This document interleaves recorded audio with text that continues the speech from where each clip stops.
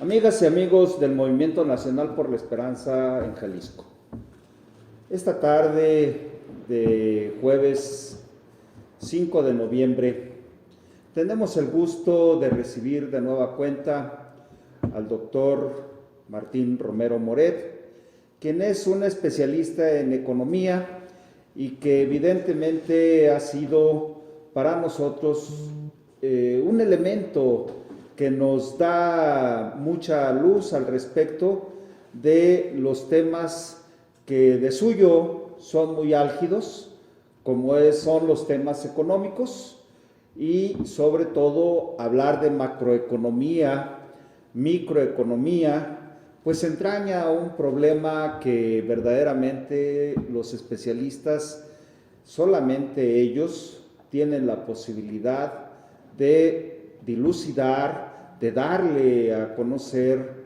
a la sociedad esos problemas que se viven no nada más en una comunidad, sino que también se vive hasta en la familia, en el municipio, en un estado y en un país.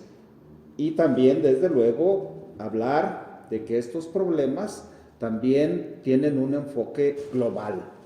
Por ello, le damos la más cordial de las bienvenidas a nuestro querido doctor Martín Romero Moret esta tarde y esperemos que podamos tener con nuestra audiencia que nos sigue, que nos hace el favor de darnos sus opiniones a través de nuestras redes sociales, pues tener esta oportunidad en este conversatorio, doctor.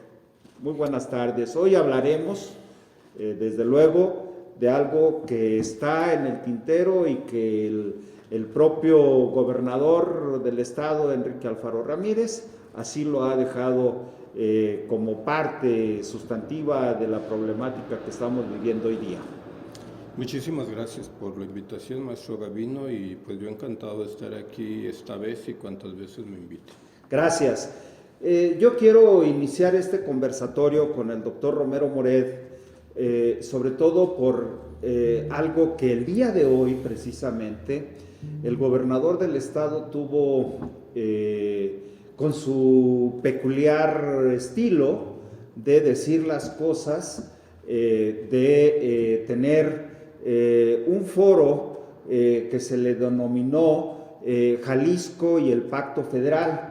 Pero este foro fue organizado por el Colegio de México y moderado por un personaje que también es jalisciense y que se desempeña como parte de este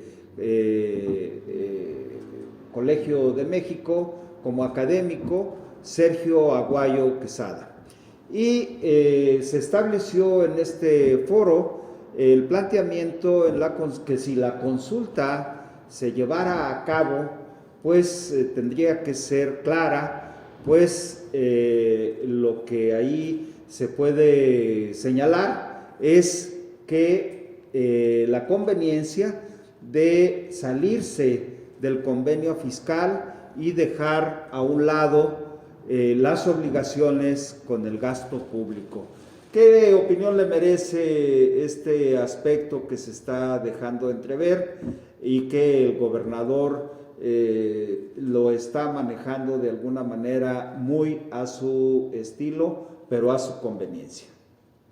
Sí, bueno, el gobernador ha escogido un tema que pues resulta ser como muy favorable a los jaliscienses, o sea, decir que el gobernador está defendiendo los recursos, el derecho a los recursos que los jaliscienses tienen porque aportan, pero en realidad lo que él está haciendo es tomar una bandera que es complicada de entender para la mayoría de la población, pero que yo lo veo a él como un gran manipulador de las personas, y afortunadamente pues la sociedad mexicana cada vez se ha ido politizando más, se ha ido educando más y entiende cada vez más las cosas y cada vez es más difícil que se le pueda manipular.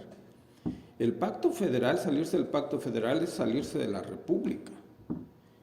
Dejar de ser, por eso lo han retratado tanto en los memes como un virrey, como un rey, como un noble que quiere tener su propio país. Eso es sumamente complicado, casi imposible de hacer, pero él manipula a la gente, porque hay una serie de requisitos, de mayorías en el Congreso, etcétera, etcétera, que no voy a mencionar aquí porque no es mi campo, yo no soy abogado, pero sé que es sumamente complicado hacer este tipo de cosas. O sea, para empezar, todos los jaliscienses tendríamos que estar de acuerdo con salirnos de ser mexicanos, cuando toda la mexicanidad proviene de Jalisco, por favor, el mariachi, todo viene de la mexicanidad, el tequila, etcétera, viene de Jalisco. ¿Cómo nos vamos a salir, no? De un pacto federal? Y el salirse del convenio fiscal, pues tiene sumamente riesgos. O sea, ya se ha mencionado que el 85% de los ingresos que recibe Jalisco vienen de la federación. El 15% eso es lo que recauda el Estado, ¿no? Entonces, ¿qué implicaría? Volver a una situación que tuvimos ya hace muchas décadas, incluso en el siglo XIX, en donde cuando se logró esa conformación de la República, ese pacto federal, no se determinó qué fuentes de ingresos iban a tener cada una de las instancias, los municipios, los estados y la federación. No se determinó. Entonces, pues había un traslape, dobles tributaciones, triples tributaciones, el fastidio de la gente que pagaba aquí, pagaba allá, etcétera. Y también tasas de distintos, o sea, era un caos fiscal aquello. Entonces, por eso, para poner orden en esta situación, fue que se fueron creando los convenios de colaboración fiscal, ¿no? Que, como ya se ha mencionado mucho en los medios de comunicación, el último fue en el año 2007, la última modificación, y en eso se está basando el gobierno actual. No hay ningún, aunque se esté manipulando que es el gobierno actual el que está quitándole los recursos a los jaliscienses, pues el gobierno actual simplemente está llevando a cabo una reglamentación hecha en otros gobiernos y que fue aprobado, como también ya se ha dicho, por los partidos que ahora se oponen a esta forma de distribuir y de recoger los recursos. Incluso en el 2007 estaba gobernando el Partido Acción Nacional y por supuesto el señor Felipe Calderón, que ya sabemos cómo llegó a ser presidente de la República. Pero desde luego que si durante esta prácticamente ya casi una década de que se está siguiendo este mismo convenio de coordinación fiscal, hoy día los mismos panistas que aprobaron esa ley en 2007, algunos de los gobernadores eran diputados federales en esa ocasión, en esa legislatura, pero bien ha utilizado, querido doctor Martín, un término adecuado, porque es un manipuleo, que es el gobernador del estado está manipulando esta forma de tratar de distorsionar lo que es un acuerdo fiscal o un convenio de coordinación fiscal, que no nada más se quita por la voluntad del gobernante, ni el propio presidente de la República lo puede hacer de manera tácita, como para decirle, ay, les voy a hacer el contentillo a estos gobernadores entregándoles más recursos. Efectivamente, usted ha mencionado algo que también es muy significativo: el 85% lo aporta la federación al gasto, al presupuesto del Estado. Sí. Y el propio Estado recauda el 15% de lo que le corresponde como obligación recaudar por el impuesto predial, por algunos otros impuestos, pero el IVA, el ISR, los IEPS son federales exclusivamente. Y eso está acordado, eso está acordado por todos los partidos. Entonces, ¿por qué les extraña ahora que el gobierno federal haga esa recaudación y haga la distribución de acuerdo a una fórmula que los mismos partidos aprobaron? O sea, cualquier gobernador le puede ir a decir, de acuerdo a la fórmula, tú no me estás dando lo que me corresponde. O sea, pero en ningún momento estos gobernadores rebeldes se han cuidado mucho de no decir que no les están entregando lo que les corresponde de acuerdo a la fórmula. Así es. Porque no tendrían ninguna base. Y más bien sería al revés lo que les ha dicho el secretario de Hacienda, que son ellos los que les deben a la federación una serie de recaudaciones que ellos tienen que hacer a nombre de la federación y que corresponden a la federación y que no lo han hecho, ¿sí?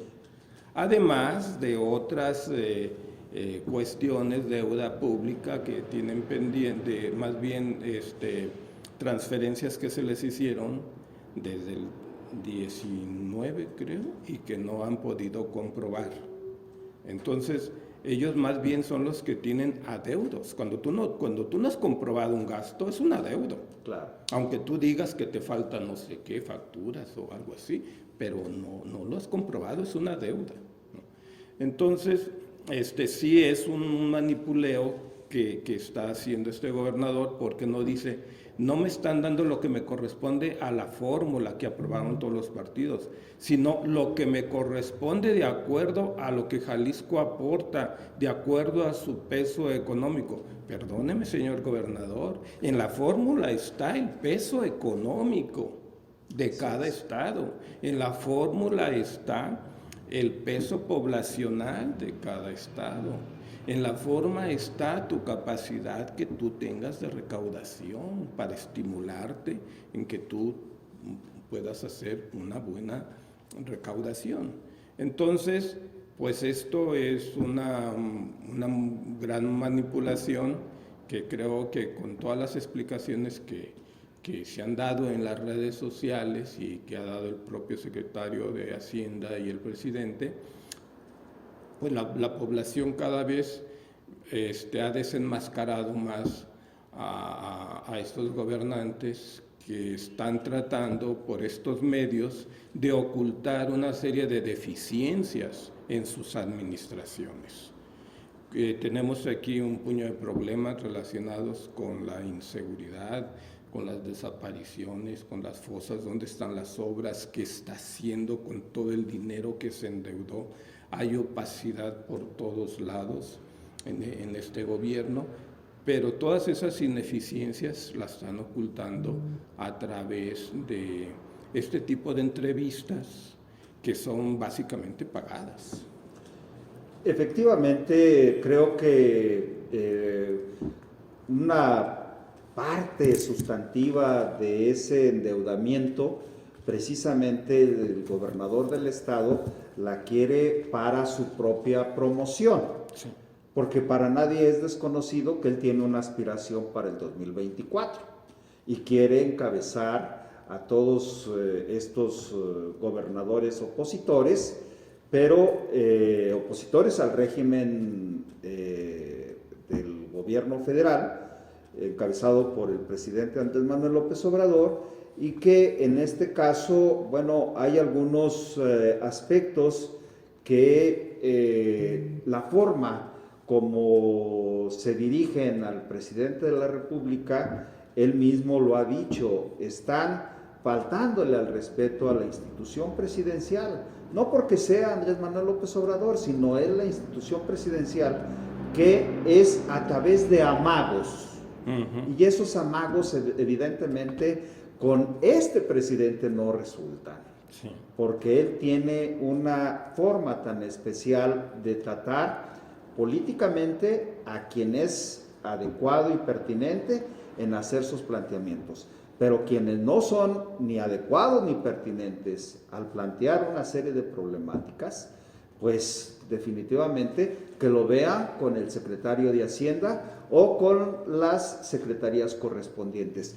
Pero estos 10 gobernadores lo que quieren es que el propio presidente a ellos única y exclusivamente lo reciba. Cuando el presidente les ha dicho, ¿quieren que revisemos el acuerdo fiscal? ¿Quieren que revisemos el pacto fiscal? Revisémoslo, pero todos, Todos. en una forma de manejar equitativamente los planteamientos que pudieran favorecerles a cada una de las entidades para que hubiese igualdad de o equidad en el reparto de los recursos federales. Es que existen instituciones para eso. Está la CONAGO, donde se pueden discutir ese tipo de asuntos. El mismo Congreso de la Unión, todas las sesiones de las comisiones, cuando están discutiendo el presupuesto, pues se discuten, se escuchan los gobernadores, están las instituciones, pero a ellos no les interesa los canales institucionales. Les interesa salir en los periódicos, les interesa aparecer como los salvadores, les interesa aparecer como los que están rescatando al pueblo de un gobierno que es injusto y que es dictatorial. Y que el gobierno pues les responde con los números, les responde con los datos. Y es un gobierno al que no pueden chantajear.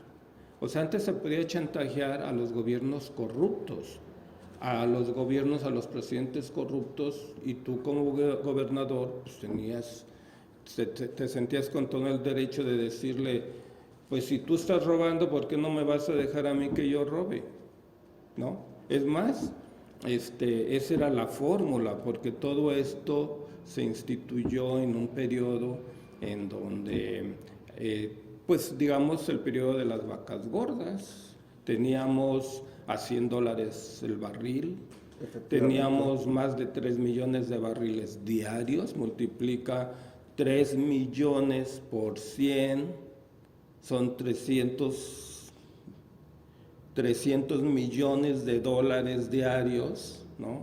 Sí. Pues claro que había excedentes para distribuir y para ensanchar la corrupción. O sea, si se estaba recibiendo tanto dinero y entonces el gobierno federal, los funcionarios de aquel entonces se podían servir con la cuchara grande, pues por supuesto que tenían que repartir el pastel entre diputados, senadores, gobernadores, y ahí van las transferencias a los presidentes municipales y la corrupción por todos lados.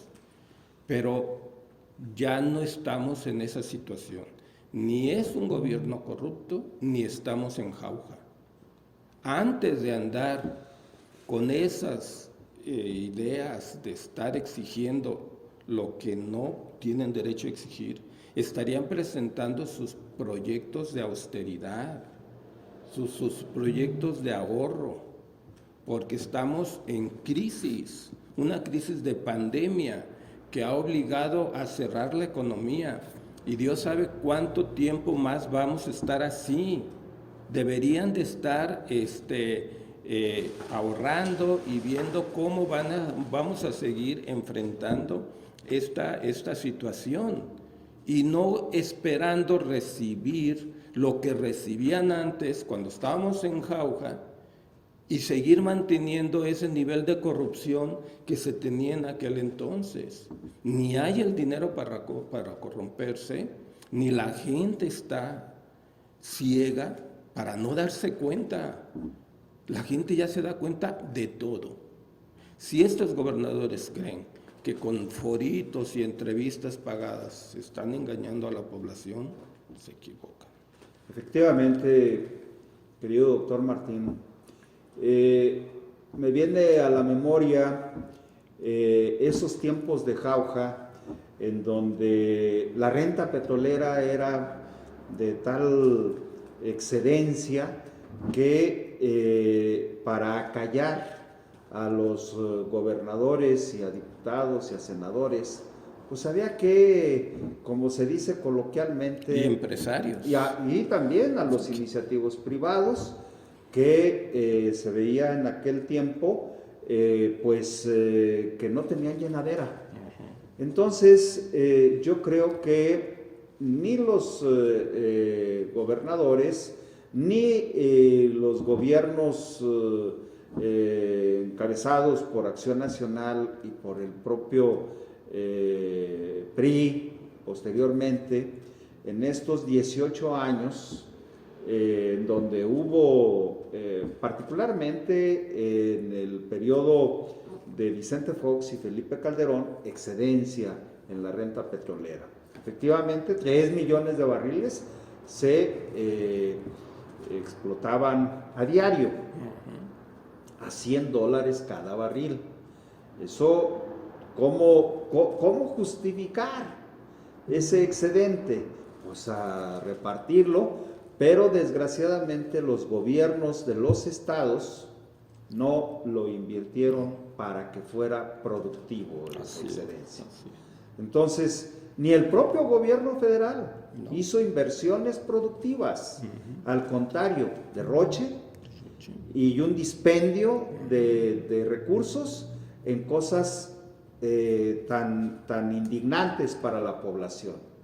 En el caso concreto, el asunto que en el estado de Jalisco, usted también lo mencionó, deberían de estar rindiéndole cuentas a la población de esos endeudamientos tan desproporcionados que se tuvieron en 2 años de gobierno del actual gobernador. Ya lo hemos comentado, la deuda de Jalisco asciende a los más de 33 mil millones de pesos, duplicada la deuda en 2 años. Así es. Entonces yo creo que esto, por supuesto, que ya se puede tomar en consideración, que no nada más es decir, vamos a hacer un foro, vamos a hacer una consulta. Bien, consultemos a la población para ver si de veras queremos salirnos del pacto federal, que también lo han manejado así muy mañosamente, y ese pacto federal no tiene nada que ver con el acuerdo fiscal. Así es. ¿Verdad? Entonces, creo que hay mucha forma de estar tomando en consideración que también hay otro asunto que nosotros debemos de tomar muy en cuenta, que no es el mismo momento de hace 15 años al momento actual, porque hoy nos está golpeando la pandemia. Claro. Y lo que nos ha rescatado es que desde que entró el gobierno federal, con lo primerito que empezó fue con la austeridad, ¿no? Esa austeridad republicana, esos recortes a nivel federal, esos recortes en todos los gastos de imagen y publicidad que hacía el gobierno de la República, el presidente, todas esas direcciones adjuntas y subcoordinaciones adjuntas y subsecretarías adjuntas que se fueron creando para meter allí a una serie de juniors y amigos influyentes que no hacían nada, pero que todos cobraban, gracias precisamente pues, a que estábamos viviendo en jauja. Pero cuando empezó a declinar los ingresos petroleros, no hicieron nada por empezar a hacer recortes. Quisieron mantener su ritmo de gastos en burocracia, aunque todo el presupuesto se fuera en gasto corriente, lo siguieron manteniendo. Y para eso, pues, ¿qué empezaron a hacer? Empezaron a aumentar los impuestos, los gasolinazos, los impuestos a la gasolina, el impuesto sobre la renta, empezaron a aumentar los impuestos porque esa plutocracia, esa aristocracia, esa clase dorada no querían bajarse del barco y querían seguir viviendo como han vivido a costa de las mayorías y a costa de los recortes sociales, etcétera, etcétera. Recientemente, hace un par de días, el presidente de la República, en sus conferencias matutinas, hizo el desglose de lo que les ha dado a cada uno de los estados hasta el mes de octubre y les ha dicho que puntualmente se les dan los recursos. Entonces, aquí lo que pasa es que no ha habido austeridad. No ha habido austeridad por ninguno de estos gobernadores. Para los estados no, para la federación sí. Sí, efectivamente, porque ahí está la prueba de que dentro de ese cúmulo de fideicomisos que también se crearon, ahí estaba también otra minita de oro para quienes estaban dentro de esta burguesía dorada, dentro de esta plutocracia, dentro de esta burocracia dorada. Entonces creo que ahí también estaba una de las cuestiones de sangría pública. Entonces, yo creo que en ese sentido tenemos que irle dando un aspecto a que si quiere hacer una consulta, que primero seguramente debe de decir, a ver, lo que el Estado está endeudado y tiene que ver con la transparencia. Y aquí está en lo que lo hemos gastado. ¿Por qué quiere pedir más dinero? Sí, exactamente. O sea, toda la deuda que ya tienen que la ha gastado.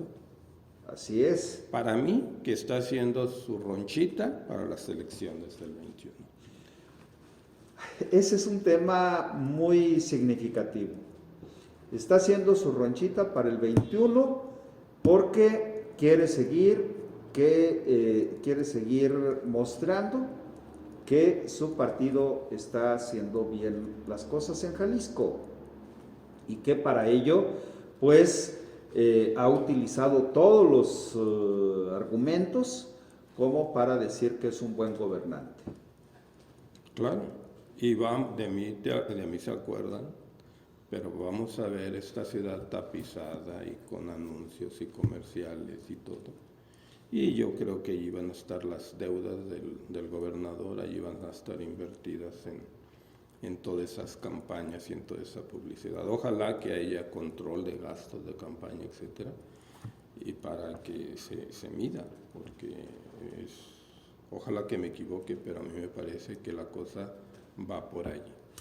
Ahora bien, en el caso de lo que usted mencionaba de las instancias, doctor, de las instancias correspondientes para tratar estos temas, la CONAGUA era un foro extraordinario, sin embargo lo utilizaron como una espectacularidad para llamar la atención de la ciudadanía, cuando el salirse de la CONAGUA no tenía ningún significado.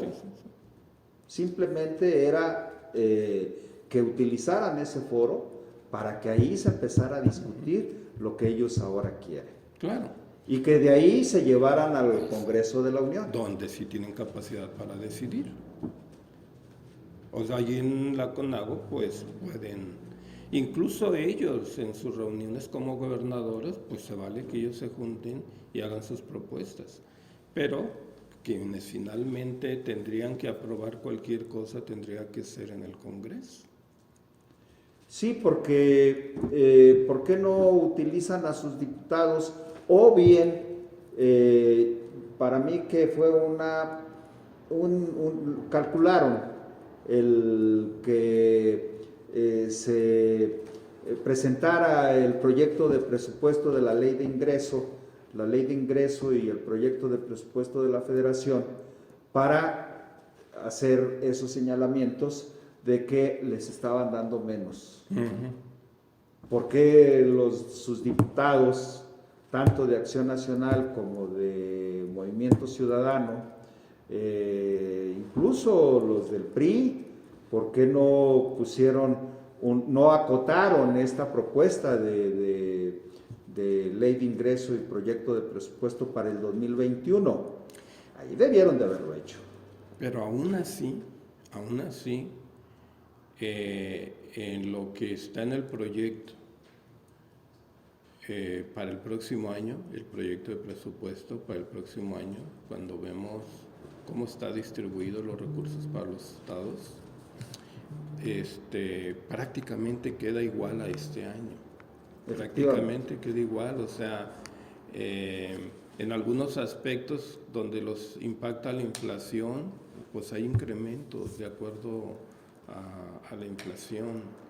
Y en otros rubros sí hay muy pequeños disminuciones que, bueno, pues son entendibles en base a la crisis, ¿no? En este año pues hemos salido adelante porque pues ha habido o se han pagado empresas que tenían mucho dinero que no habían pagado y con eso se ha ido recuperando la hacienda pública. El año que entra, pues no sabemos, hay unas perspectivas de crecimiento económico, hay unas perspectivas de inflación, hay unas perspectivas de mantenimiento de la paridad cambiaria, y en base a esas perspectivas es que se hacen todos estos cálculos de ingresos y de egresos. Y de todas maneras se está respetando el derecho que tienen los estados a recibir lo que les corresponde de acuerdo a la ley. Entonces, estrictamente cualquier gobernador razonable diría, bueno, pues dadas las circunstancias este año me respetaron. Cualquier otro gobierno simplemente hubiera dicho, ¿sabes qué? Esto está en crisis y pues ni modo, se van a castigar los estados y no les vamos a dar lo que habíamos dicho. Se les respetó. Así es. Al siguiente año se va a respetar. Qué bueno. Habría que sumar para que esas perspectivas de desarrollo económico, de crecimiento económico, para esa estabilidad que estamos pensando, pues se debe sumar para que no vayan a fallar esos pronósticos y terminen ahora sí siendo afectadas las finanzas estatales y la ciudadanía. Pero lejos de sumarse, en una situación de crisis, de emergencia, están dividiendo, están separando. O sea, por eso mucha gente pues habla de traición. Pues eso es como si estuviéramos en una guerra porque tenemos muertos, tenemos hospitales llenos, tenemos necesidades de medicamentos, tenemos que hacer gastos que no estaban previstos, tenemos la economía parada y ellos pidiendo más dinero y exigiendo y pidiendo la división y pidiendo la secesión del país. Por eso la gente está hablando de traición.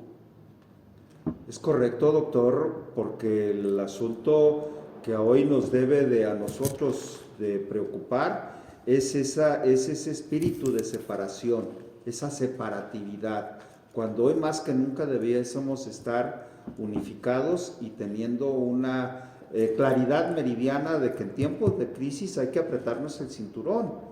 ¿Por qué endeudarnos más? Ahora, ¿quieren que con esos recursos que se les dé más para su beneficio electoral? Pues yo creo que eso no debe de ser, no puede ser permitido, ni es ético ni es moral.